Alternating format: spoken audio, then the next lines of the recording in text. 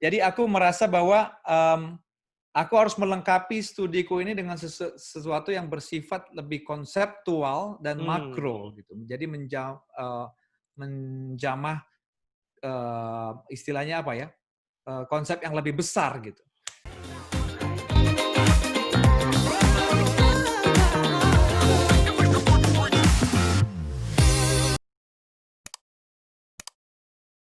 Nah, 2016 ya berangkat ke Amerika? 2017? 2018. 2018, oke. 2018 Kiau berangkat ke Amerika untuk kuliah. Kami itu sebagai ya senior-seniormu lah gitu. Apalagi kita ada dalam satu grup WhatsApp yang lucu-lucu orang-orangnya ya. Itu bahagia kali dan senang banget dengar Kiau bisa berangkat pada waktu itu. Cuman memang waktu itu yang kita belum pernah bahas itu, kok ujuk-ujuk bisa ngambil kuliah luar negeri gitu. Apa sih? Bisa diceritain nggak? Apakah ini beasiswa atau biaya sendiri gitu? Bawa keluarga pula ke sana? Ini menarik nih, karena saya yakin ini bisa jadi pembelajaran banyak orang, terutama mereka yang giat ingin kuliah gitu, ingin meningkatkan kapasitas diri ya. Kayak abang ini dulu sebetulnya juga lebih honest, pengen banget bisa kuliah ke luar negeri gitu, cari beasiswa, cuman ya nggak pernah berhasil dapat. Memang nggak banyak nyari juga tuh be honest gitu kan. Ya. Jadi antara niat sama enggak gitu. Banyak berhenti di niat gitu. Nggak bener-bener yang berusaha keras mencari gitu ya. Tapi pendidikannya kan banyak di luar negeri. Ya, pada akhirnya tidak bersifat sekolah yang kayak di universitas gitu, tapi lebih mendalami ke spesifikasi profesi abang aja.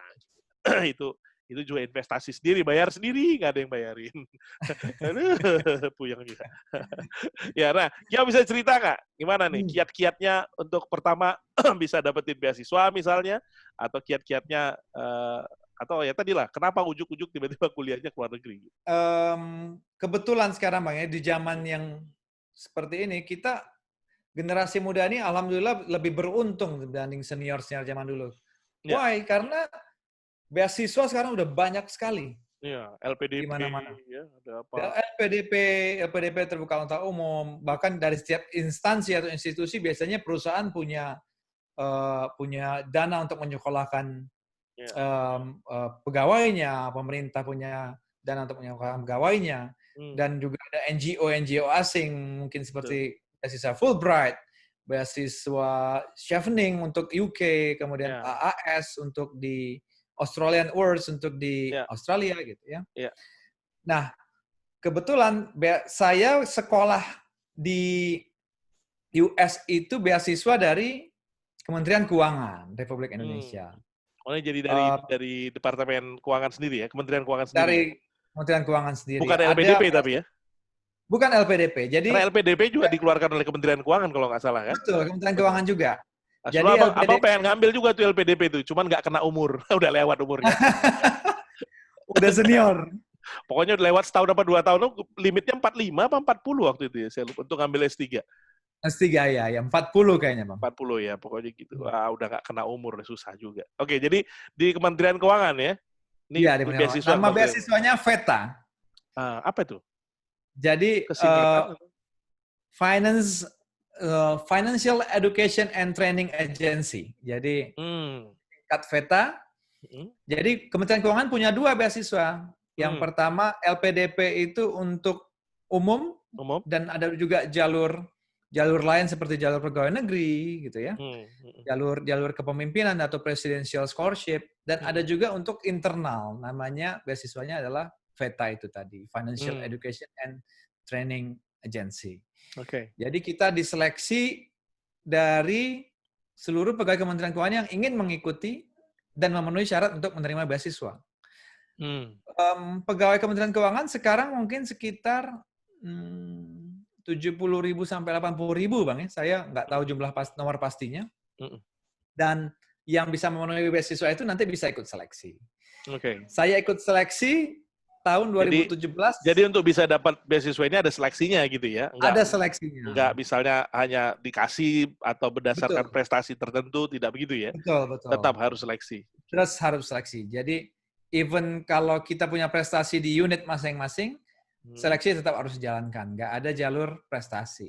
Ya, dan akhirnya lulus beasiswa, ada program persiapan, pilihlah kampus di luar negeri. Jadi kalau VETA ini beasiswanya khusus buat di luar negeri? karyawan-karyawan Betul. DJP ini. Saat ini sudah berubah, Bang. Ada luar dan dalam negeri. Tapi pada saat masa saya itu ada 2 juga, tapi 1 full luar negeri. Yang kedua adalah pilihan, linkage. Setahun di dalam negeri dan setahun di luar negeri. Yang kayak combine gitu ya? Combine.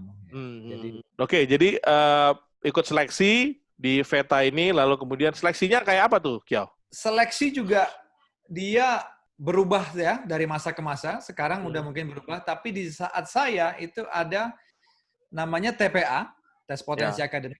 Tes potensi Kemudian ada English test. Dia mungkin seperti TOEFL bentuknya, tapi dipersiapkan oleh Kementerian Keuangan sendiri. Kita punya unit menangani English di VETA tersebut.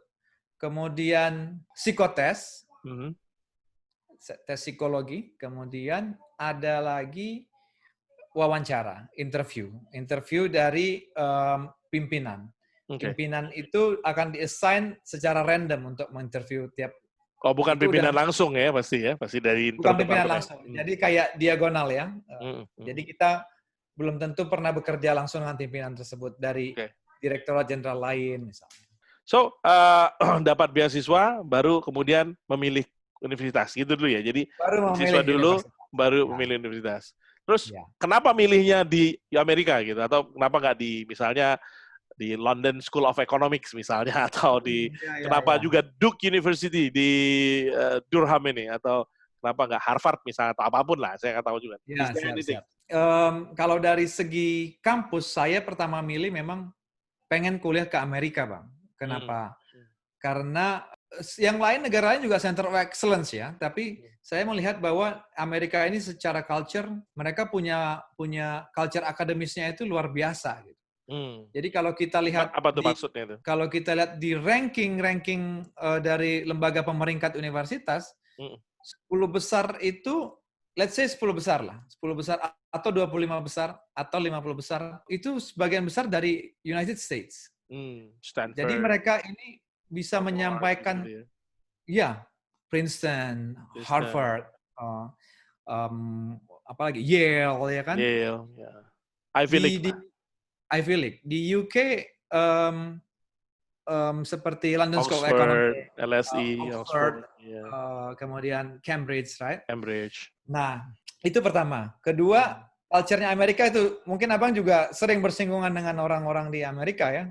Mereka menjunjung tinggi kebebasan berpendapat. Jadi, I see. Jadi setelah saya alami di kuliah di sini, profesor itu bilang, kalian kalau kuliah harus nanya. If you don't ask, I feel like weird gitu. Saya merasa aneh dan saya merasa saya tidak becus mengajar kalau kalian tidak bertanya. Dan kalian harus tahu bahwa tidak ada pertanyaan yang bodoh. Jadi semua pertanyaan itu bermanfaat dan membuat saya belajar. Katanya. Kalau saya nggak bisa jawab, saya akan simpan dan akan saya cari jawabannya gitu. Jadi setelah saya kuliah di sana, kadang pertanyaannya aneh-aneh, Bang, mahasiswa. Itu satu kelas itu memang dari berbagai negara juga ya? Dari berbagai negara juga.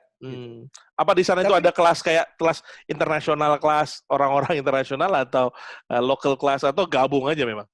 Gabung aja sih. Tapi memang tergantung jurusannya. Ada memang jurusan saya ini memang membuat orang karena international development policy. Jadi orang-orang itu banyak orang luar yang tertarik. Jadi banyak juga mahasiswa internasional. Jadi saya ingat waktu itu ada pertanyaan, kita belajar ekonomi gitu kan ya, microeconomics. Wah, itu sedap tuh belajar microeconomics. Kurva supply demand enggak dong ya? Demand itu ya, Bang? Kan Abang ya. tahu demand itu. Demand itu ngukur elasticity ya. Betul. Anak ekonomi, sesama anak ekonomi. Nilai B, enggak. Jangan dibahas banyak-banyak. Enggak. I'm not expert microeconomic. Nah, itu kurvanya kan kalau garis vertikal itu price, P. Ya, biasanya begitu. Garis horizontalnya Q atau quantity kan? Quantity. Jumlah. Nah, pertanyaannya tahu apa? Ada yang nanya. Kenapa harus vertikal itu price, quantity itu harus horizontal. Kenapa nggak dibalik? Kenapa nggak dibalik? Pertanyaan seperti itu yang muncul. Tapi jadi berpikir bahasan, gitu. ya? Jadi pembahasan gitu. Nah, banyaklah pertanyaan-pertanyaan yang nggak terduga ya? Nggak terduga. Tapi jadi belajar gitu. Jadi kalau kita nggak nanya di kuliah, dosennya merasa kecewa. So are you saying bahwa kuliah di sana itu membuat Kiau terdorong untuk lebih kritis? Itu maksud Kiau? That's totally correct.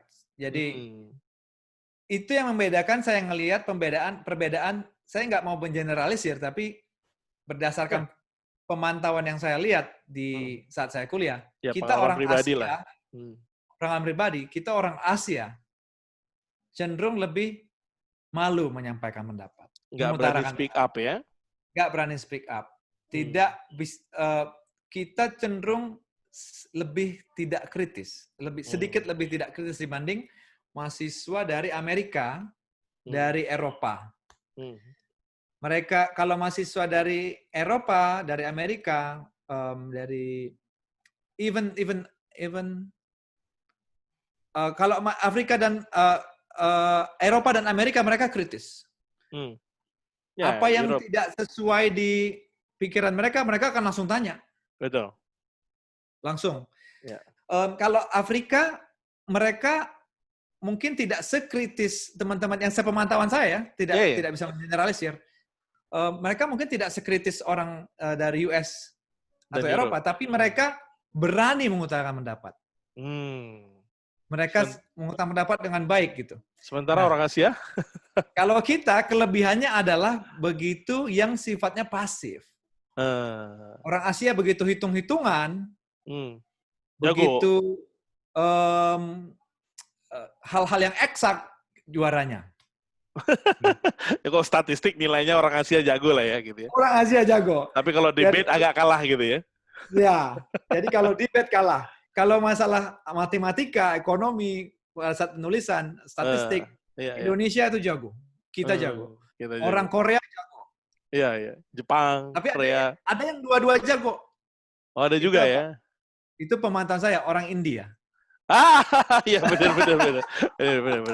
Dan ini background culture ini penting sih ya barangkali ya. Penting. Karena culture-nya orang India barangkali mungkin karena mereka lama dijajah, bagian dari Commonwealth, saya sebut gitulah. Bagian dari Commonwealth, jadi memang berkembangnya cukup, dan English is a daily language juga kan di India. Banyak orang yang daily language. Jadi mereka biasa untuk speak up in different language juga. Karena belajar language itu kan kita belajar culture juga sebetulnya. Betul. Jadi proses berpikir kan. Jadi apa yang kita omongin itu kan sebetulnya proses berpikir.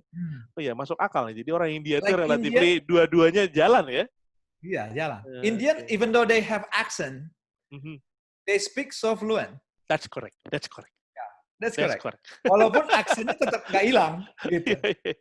Iya, dan ternyata di dunia public policy, kita tidak. Yang lebih baik adalah ketika Anda tidak menghilangkan aksen asal Anda. Kenapa begitu, Kiau? Itu yang aku terima ya dari public policy speaking yang kita pelajarin di kampus. Kenapa? Karena aksen Anda di dunia public policy, let's say di international conference, itu yang membuat Anda didengar. Jadi orang lebih notice ketika kita punya aksen. Orang lebih respect, lebih notice. This is someone that I have to listen. Dia bukan hanya sekedar orang dari negara saya yang sama. Dia akan melihat, oh ini orang yang berbeda gitu. Dan orang ini menyampaikan sesuatu yang benar-benar dialami di negaranya gitu. Dialami negara dia. Jadi dia jadi pengen kepo lah kalau orang sini bilang. Keponya jadi kita lebih tinggi ya. Good. So that's one experience. Oke, jadi sekolah di Amerika tadi pilihannya kenapa di Amerika karena Kiau merasa bahwa itu adalah negara yang relatif lebih speak up, ya orang lebih banyak terbuka, dan terbukti ketika di kampus Kiau juga menemukan orang-orang Amerika dan orang-orang Europe lebih terbuka juga gitu. So what makes that for you gitu? What is that impacted to you? Gitu? Apa dampaknya buat Kiau nih? Tapi ada satu Bang yang pertanyaan nggak berat kan? Ada yang belum kuceritakan juga sih. Apa tuh? Kenapa Duke gitu kan? Ya kenapa Duke? Iya benar. Dari sekian banyak itu tadi juga pertanyaan apa tuh? Karena kebetulan jurusanku yaitu Master of International Development Policy, ada spesialisasi International Taxation di DUK. Jadi ada perpajakan internasionalnya. Dan ini adalah perpajakan internasional ya. Jadi ini kayak perpajakan semacam undang-undang pajak tapi berlaku di seluruh dunia, atau kau belajar tentang rezim pajak di berbagai negara? Gimana? Dua-duanya. Oke. Gitu. Jadi kita melihat studi komparatif antara tax law, tax policy, tax administration dari berbagai sudut pandang, dari berbagai negara majukah, negara berkembangkah, dan kita melihat best practice-nya mana. Gitu. Oke. Nah, ini adalah sesuatu yang sampai saat ini tidak banyak kampus yang memiliki, dan DUK adalah salah satu yang terbaik di Sanford School of Public Policy. Dan secara peringkat, DUK juga luar biasa menurutku. Jadi secara peringkat di US, dia 10 besar, peringkat 9 atau 10 dari US News, dan di dunia itu peringkat 17 kalau dari Times Higher Education kalau nggak salah. Gitu. Dan jurusan yang memang kau ambil itu nggak banyak ya di dunia ya, cuman beberapa, cuman ada di Duke salah satunya ya. Nggak banyak. Jadi praktisinya dan akademisinya ada di Duke Sanford School of Public Policy. So simply saying that kenapa memilih Duke? Karena memang itu yang paling paling menjawab kebutuhan Kiau gitu. Paling menjawab kebutuhan, paling relevan juga. Kenapa ngambilnya yang International Development Policy? Taxation ini. Ya, terkait pekerjaan pastinya gitu. Is there any personal goals in the future gitu? Apakah ada niat jadi Menteri Keuangan? Amin. Amin. Kita aminkan ya, Bang. Jadi aku ngelihatnya gini, Bang. Aku dari diploma 3 sampai diploma 4 itu aku mempelajari sesuatu yang sifatnya mikro dan praktis. Jadi aku merasa bahwa aku harus melengkapi studiku ini dengan sesuatu yang bersifat lebih konseptual dan makro gitu. Jadi menjamah istilahnya konsep yang lebih besar gitu. Jadi ini melengkapi sebetulnya. Melengkapi semuanya. Jadi karena saya dapat mikronya udah berkuasai, filosofinya dan makronya dapat gitu. Jadi instead of ngambil Master of Accounting yang mana aku kembali ke teknis lagi, jadi aku mempelajari makronya gitu. So ya itu dia, menarik nih. Cara berpikir itu kan nggak semua orang bisa dapat nih gitu. Ini aku pengen bahas lebih jauh gitu. Bagaimana Kiau bisa sampai ke proses berpikir yang seperti itu? Doesn't mean mengatakan bahwa proses berpikir itu luxury atau apapun gitu ya. Tapi misalnya aku membayangkan kalau aku sekarang ngambil sekolah nih S3 apa ya? Pasti bingung tuh. Ya kan? Pasti banyak pilihan. Apa ya? Gue mau ambil S3 apa? S1 gue marketing, S2 gue HR. Apalagi ya gitu S3-nya gitu kan, apakah mau applied psychology gitu misalnya, I don't know. Tapi tidak ada sebuah, saat ini ya, boleh aku katakan tidak ada sebuah grand plan kalau misalnya aku mau sekolah lagi gitu atau mendalami sebuah ilmu di kepalaku saat ini kalau aku harus. Jadi aku pengen tahu nih, is there any grand plan gitu ya, atau ada sesuatu yang Kiau lihat di dalam diri Kiau gitu sehingga kemudian udah menguasai accounting, sudah mengerti perpajakan, ini hal-hal technical, sekarang masuk ke policies gitu ya. Ini bisa cerita nggak come up-nya sampai ke situ itu gimana gitu supaya jadi pembelajaran banyak orang untuk bukan decision-nya sebetulnya gue pengen tahu, tapi lebih how do you make the decision? Mungkin to be honest itu semua adalah proses kontemplasi yang bukan dihasilkan diri sendiri, Bang ya. Tapi so you discuss with someone. Banyak diskusi dengan orang. Good. Jadi apa yang sebaiknya saya ambil? Bagaimana career path yang mungkin udah senior kita lalui sebelumnya? Kemudian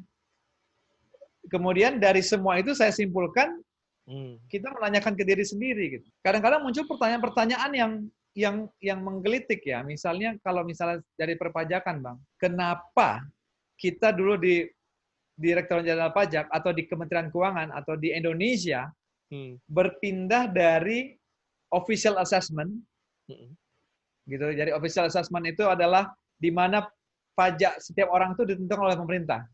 Oke. Kamu Rizky, kamu bayar 1 juta. Kamu Pak Andri bayar 5 juta. Jadi yang menentukan pemerintah, di tahun 86 kita pindah ke self-assessment. Jadi voluntary compliance. Kita yang hitung sendiri, kita jadi semacam... Kita lapor sendiri. Iya, kita punya power besar, tapi kok kita kasih ke orang gitu.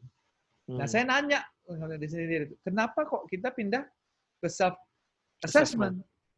Nah, secara konseptual kita nggak tahu gitu. Saya nggak tahu secara konseptual. Nah, dipelajarilah di kampus ini, di Duke University. Kenapa harus self-assessment? Karena ternyata dengan self-assessment itu pengawasannya jadi lebih baik dari segi apa? Dari segi efisiensi biaya. Kemudian dari segi kesadaran masyarakat harus ditumbuhkan. Kemudian dari segi bahwa pemerintah tidak punya cukup manpower dan resources untuk melakukan official assessment dengan baik. Gitu. Jadi dan semua nggak semuanya juga bisa diawasi juga gitu ya? Nggak bisa semua diawasin. Kemudian ada psychological reason dan banyak hal gitu Bang. Nah itu yang bisa saya pelajarin ketika bisa masuk ke sini. Jadi proses ini sebelum bisa masuk ke sini kan memutuskan untuk masuk ke sini itu loh. Tadi kan Kiau berarti yang aku tangkap nih ya, Kiau mengatakan bahwa ya kontemplasi ya, ngobrol dengan banyak orang, ngelihat dari karirnya orang-orang yang ada di sekitar Kiau juga di DJP gitu ya. Terus bagaimana kemudian akhirnya sampai ke keputusan ini gitu. Nah ini yang aku pengen jadi semacam kiat nih gitu buat orang-orang. Jadi nanyanya ke siapa gitu. Terus apa yang perlu kita tanya gitu. Apa yang perlu kita cari sih?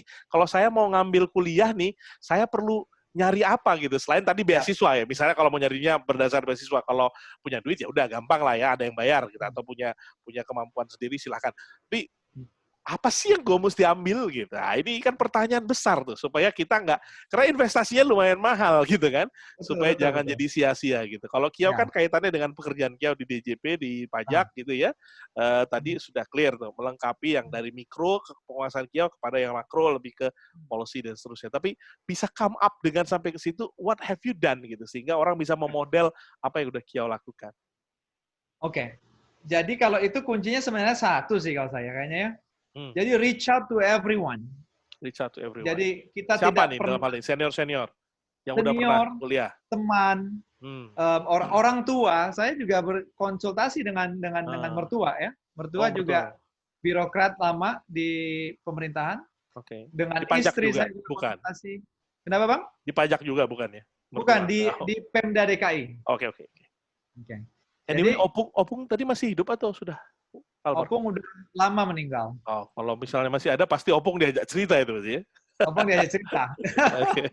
Oke. So, Kiau discuss dengan banyak orang, dengan mertua, dengan senior, dengan birokrat. So, apa yang Kiau petik dari situ gitu sehingga akhirnya come up dengan kesimpulan ini? Jadi yang bisa dipetik adalah kita itu tidak akan pernah bisa inilah ya, menjawab segala sesuatu itu sendiri gitu. Jadi semua hal yang ada tidak pernah ada orang yang pintar segala hal. Oke. Jadi pasti mengajarkan saya bahwa appreciate atau respect semua orang. Ternyata kita dapat banyak ilmu bukan hanya dari senior aja Bang, bahkan junior kita bisa dapat. Bahkan kita bisa dapat pelajaran dari istri saya gitu kan. Saya konsultasi dengan istri saya. Saya banyak belajar tentang kenapa saya pilih Duke ini, salah satunya istri saya juga.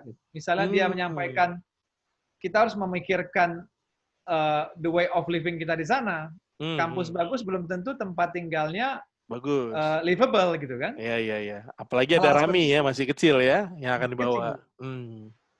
Jadi, mungkin yang bisa aku sampaikan itu. Jadi, dimensinya pertama adalah experience-nya orang-orang yang udah pernah sekolah ke luar, apa yang mesti dipertimbangkan. Kedua, tempat kampus itu sendiri berada gitu ya, apakah livable atau tidak livable gitu ya. Ya, dan kebetulan kalian nyarinya yang kota-kota yang tenang seperti di kota yang tenang, menghindari kemacetan. Karena kalau kayak di New York misalnya itu kan kotanya besar tuh ya, kota yang berisik, riweh gitu ya, dan biaya hidupnya mungkin lebih mahal kali di New York. Biaya hidup juga di pasti Durham. lebih mahal, jauh lebih Sewa mahal. apartemen atau apapun lebih mahal pasti di New York. Ya. Oke. Alright, so boleh aku simpulkan, jadi caranya dalam ketika memilih jurusan kuliah apa yang mau diambil ini adalah dengan banyak bertanya gitu ya, sering ngobrol dengan banyak orang, jangan cuma mengedepankan keinginan pribadi, tapi juga dapat perspektif dari banyak orang, termasuk pasangan hidup yang mungkin akan ikut kita gitu ya, karena Kiau ini kuliah sembari membawa keluarga gitu ya.